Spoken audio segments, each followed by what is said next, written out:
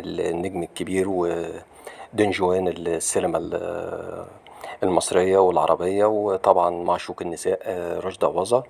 هنقول سريعا كده شوية معلومات كده ايه ومقتطفات عنه، وممكن بعد كده نبقى نفصل أهم الومضات في حياته في فيديوهات منفصلة يعني.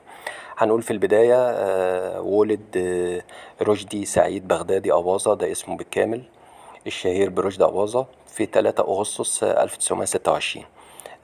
من أسرة طبعا شركسية، أسرة أباظة أسرة مشهورة جدا وقيادات البلد كتير موجودين منها. أصولها شركسية. تم اكتشاف بقى موهبته عن طريق الصدفة، كان في صالة بلياردو بيتخانق مع واحد زميله بيلعب مع بعض، فضربه بطريقة عجبت المخرج هنري بركات، كان موجود في الوقت دوت، فعجبه قوي، فقال له على فكرة تعالى انت ضربك لزميلك ده عجبني جدا، انا عايزك تمثل معايا. واخده